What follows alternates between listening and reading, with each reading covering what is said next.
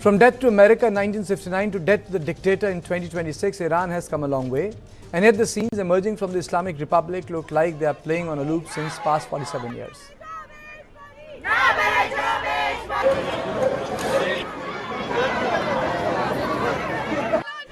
Iran's population is approximately 88 million. The population is relatively young, with a median age of around 35 years, and is highly urbanized, with over 78% of the population living in cities.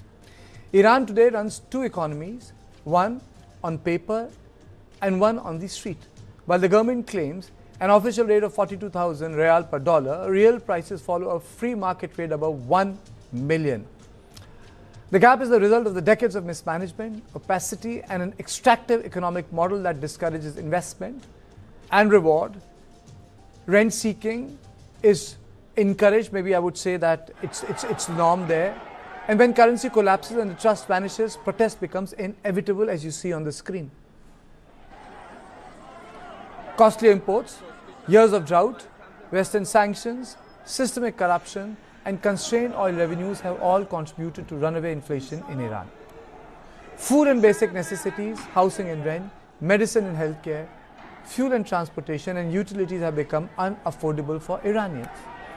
As inflation surged past 50%, households rushed to protect what little they had, buying dollars and gold. That only pushed the rial further down, triggering a vicious cycle. Traders and shopkeepers were the first to take to the streets in late December, starting from Tehran's Grand Bazaar. What began as an economic protest quickly turned political. Students, workers, and families across generations joined in. Slogans shifted from prices to power, directly targeting the Islamic Republic and Supreme Leader Ayatollah Khamenei. At least 34 protesters have been killed in nearly 2 weeks of unrest. More than 2,000 protesters have been detained by the Revolutionary Guards and the Basij. Clashes erupted in Tehran's main market and in Adnan in the Ilam province on January 6th.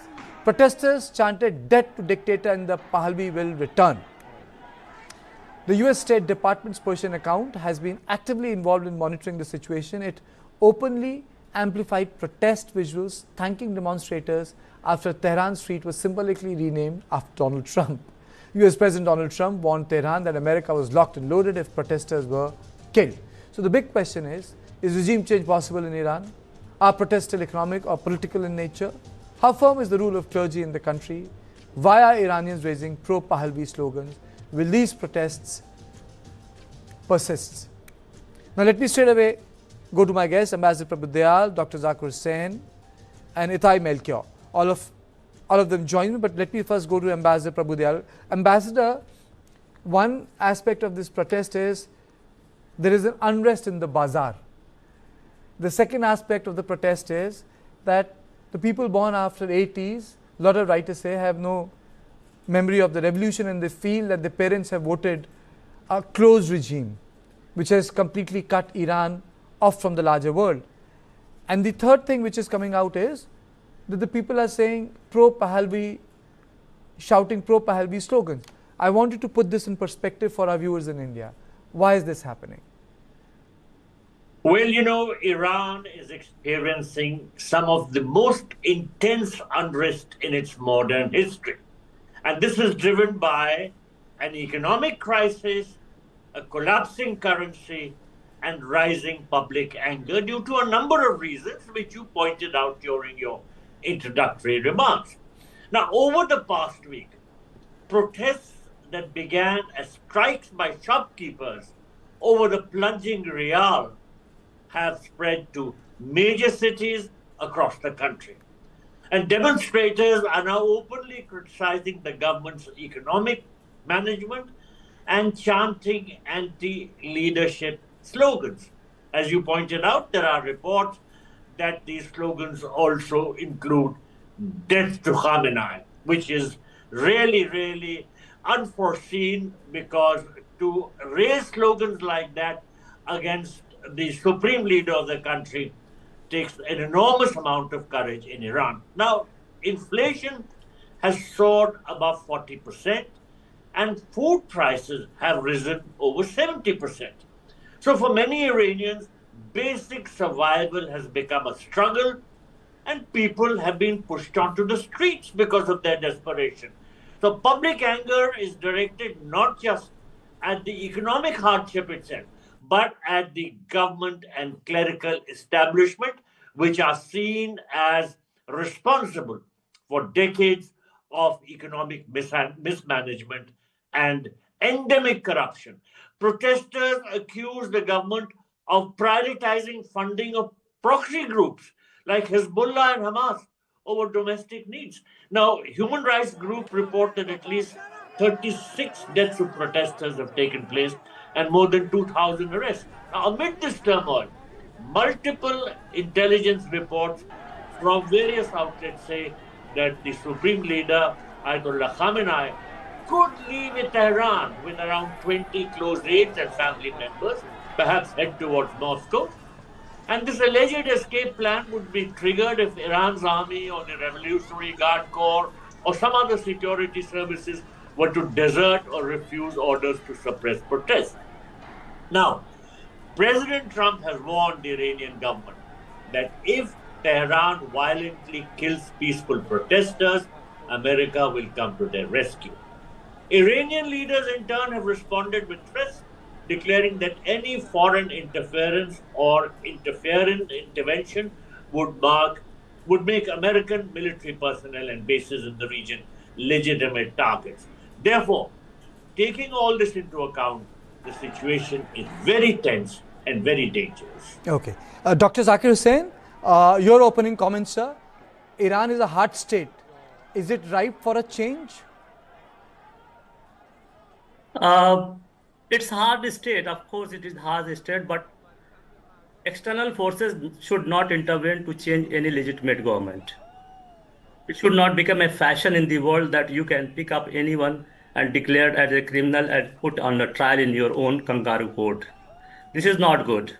If people really want change, they should change. And whatever reports you have shown, it is legitimate, it is right and correct, except one, that the videos you are showing, do you have any direct access to these videos, or you are running the videos floated by Western media, who are also saying that Khamenei is ready to flee to Moscow? What the 82 years old person who has not moved when there was Dr. a heavy... Zakir Hussain, do you think free reporting is allowed in Iran? You think Indians get visas to report in Tehran? We should verify it. No. I know. I'm the editor of the channel. I know what I'm running. I know. I also know these are very floated and manufactured articles. I'm the editor of the channel. I know what I'm running. And then, yes, sir. That's why I'm telling. I'm also. I verified it. I know what I'm running. Yeah. So what I feel that it is not new. China is also running a hard state. Many other. Putin is also running hard state. What's wrong with Iran? Iran wants to protect its country from the external intervention. What I am telling, Iran wants to protect it from a country which is pursuing the agenda of greater country capturing all along the other territories. If that state is protecting its country, its people, and also we find that all the people are not against Iran, our regime or the government. There are considerable section of population is still following Khamenei and its ideals, and we find that the regime itself, the government has itself declared some economic policies which is dividing the unity of the protesters. We find that lately Iranian government has awakened and it has declared some economic incentives, and they have understood that economically breaking their backs. And one thing, Iran is also interested if it is going mounting. President Trump is saying that he is locked and loaded. Then Iran has also issued a statement to take preemptive strike. Okay. Itai, your opening comments. Do you think that this protest is let me reframe the question. Is this protest just about the inflation, or do you think that this protest have acquired a political idiom which is against the Ayatollah and the clergy? First, let me open with a wise man's word. Niels Bohr, the Danish scientist, Nobel laureate, who said that predictions are very difficult, especially if it's about the future. So it's a bit difficult to predict, but I think that if we look at what's going on now, we see some natural venting of feelings. It's clear that when the prices are rising, inflation is rising, and water is scarce, electricity is scarce. People are not happy. They will go to the streets and demonstrate. Is this a coup? I don't think so. I think this is motivated by a hard life. There may be, and there are these days, a lot of influence campaigns that nobody will be able to pinpoint, but are, I'm sure, abundant of other countries maybe meddling internally and stoking the flames. But that said, it's a real internal anger, but I don't think that it's heading towards any change of regime. And even more so, I will not be surprised to find out that the regime is actually somehow letting this, allowing a certain venting for the population to feel that they are protesting. And as long as it doesn't endanger any symbols of the regime, I think the regime is actually quite happy to show it's a democracy. People are demonstrating and saying what they want, and there will be elections at some point, and whatever happens will happen. But so I don't think the flames are not as high. I think the media around the world is making too much out of it because it wants a regime change, and therefore it's portraying these protests as more than I think that they really are on the ground, and therefore I'm not impressed. If we do see a IRCG or military people joining the protest or refusing orders, etc., this could be a shift. But until that happens, this is just an ordinary civilian protest. Okay, it's time for a short break, but I have a question for Ambassador Prabhu. So I'll leave the question for you before I go in for a short break. No one expected the entire Assad regime to collapse in 24 hours. When the cookie crumbles, the cookie really crumbles. And within 24 to 36 hours, he left Syria. So that will be my question, because whenever there is a collapse, it is so sudden and it is so real time that it's unexpected. And the second best example, sir, you would recall is in Afghanistan, when the America had to flee and people thought, Taliban will take 40 days. They were there in 24 to 36 hours from Tehran to Kabul, sir. But I'll come to you after a short break.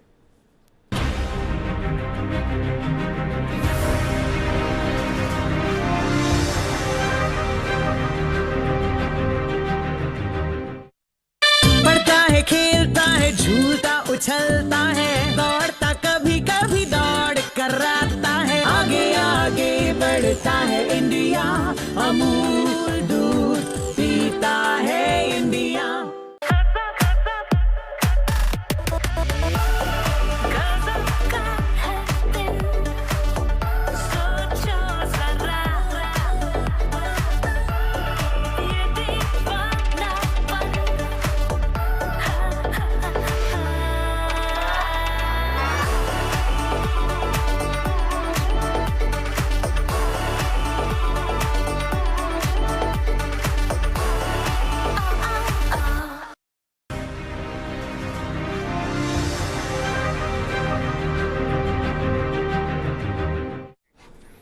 Okay, let me go across to Ambassador Dayal. Sir, you have served in Iran also. So the question is, in West Asia, when the regimes crumble, they really crumble.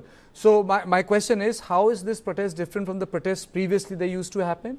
And what is the guarantee that, this is going to remain for next 100 years? No one expected Assad to go. No one expected the US-led government to vanish in 15 days in Afghanistan. So what guarantees the longevity of this regime?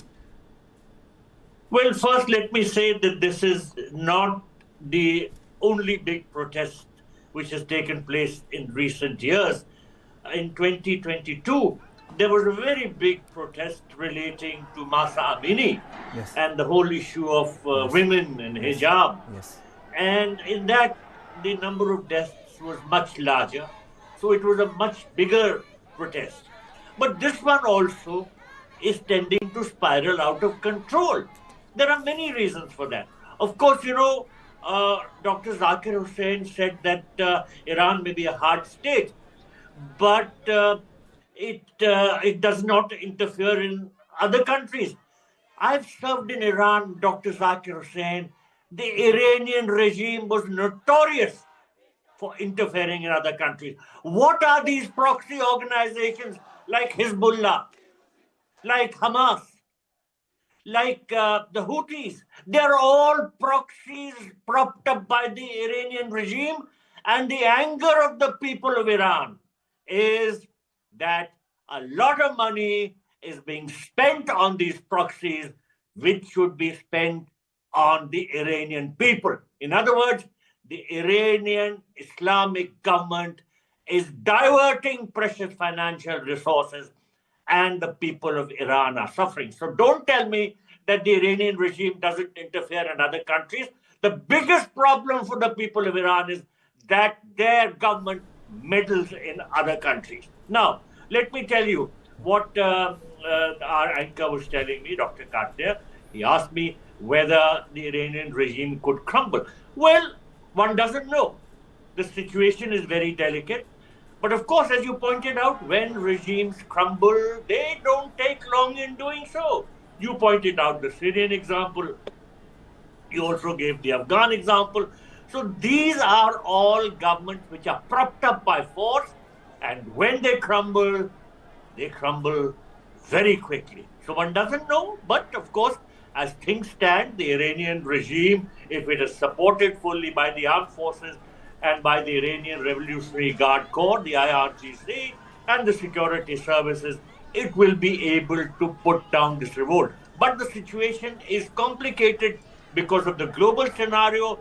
We have a Donald Trump who is quite willing to interfere in other countries. We've recently seen Venezuela. He's threatening Greenland. And who knows what he will be doing in Iran. So I think that the situation is very precarious, and we have to see how things unfold. Okay, Dr. Zakir Hussain, to put it academically, and I'm not asking this in a rhetorical way, don't you agree that there has been a generational shift in Iran? There is a generation which has no memory or which has no idea of what the Iranian revolution was. They want to be more connected with the outside world. Maybe they are feeling suffocated, deprived of the opportunities. Yes, of course, I believe that, and it is visible that there is a generation shift. But this generation is also not against the government of Iran, because it is apprehensive of the evils of the external forces backed by USA and other countries.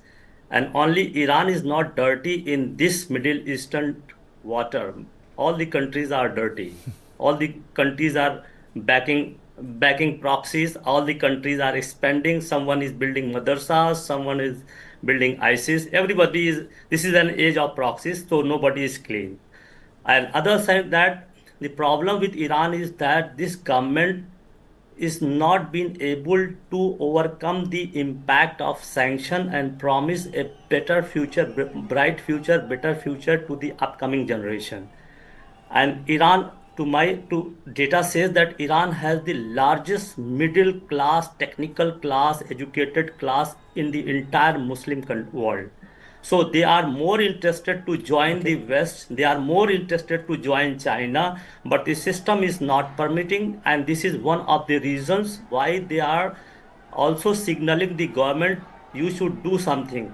And the coming of the moderate Pezeshkian government was an effort in that direction to engage with the European countries, but European countries have betrayed more than once, and that's why the country is not able to engage in a positive manner. Whatever development has taken place in Iran, if we take as a neutral stance, we find that Iran is being put under pressure because of several reasons. We all know this. Take it, be it its nuclear policy. Iran, which country has taken 20 years, more than 20 years to develop nuclear weapon? None. 2, 3, 4, 5 years is enough. Iran is really not interested to develop nuclear weapon because it understands that it will escalate nuclear race in the region. Iran has not indulged in a direct war in any countries. Iran but it has indulged in a proxy war.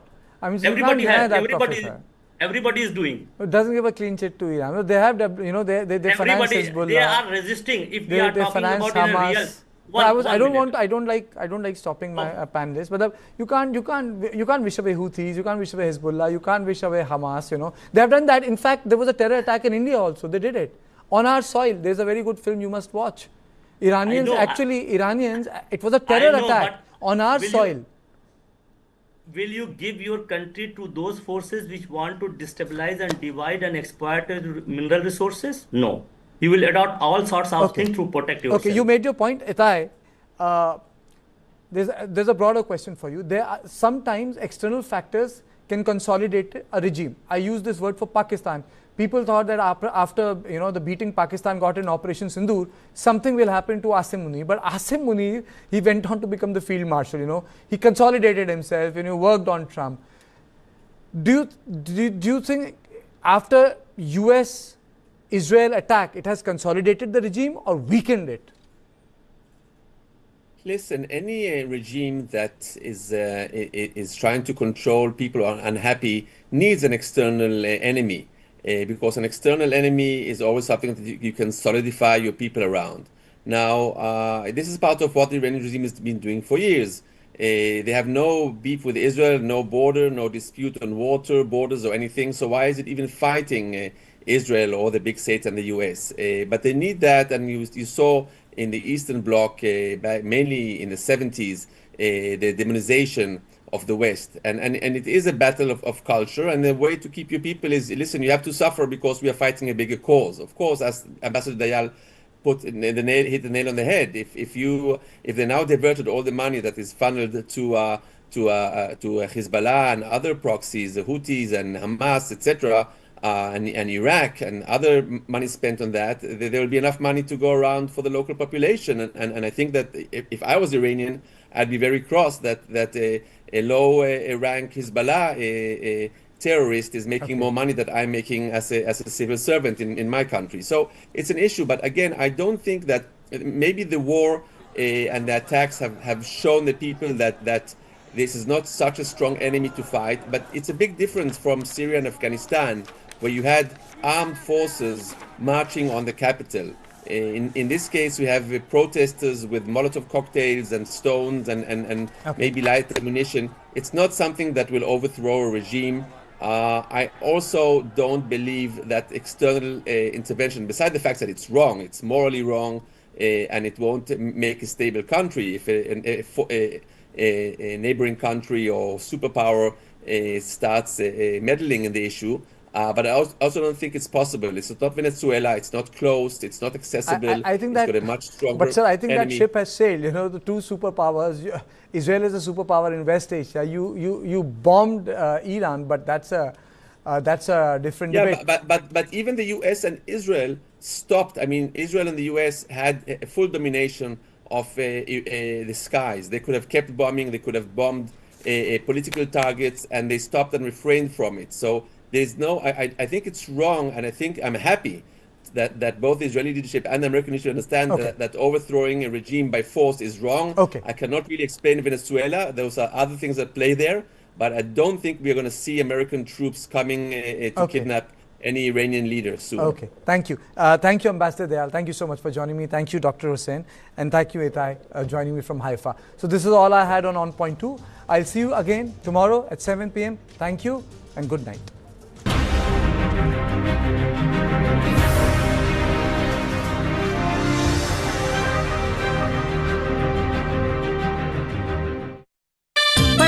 खेलता है झूलता उछलता है दौड़ता कभी कभी दौड़ कर आता है आगे आगे बढ़ता है इंडिया अमूल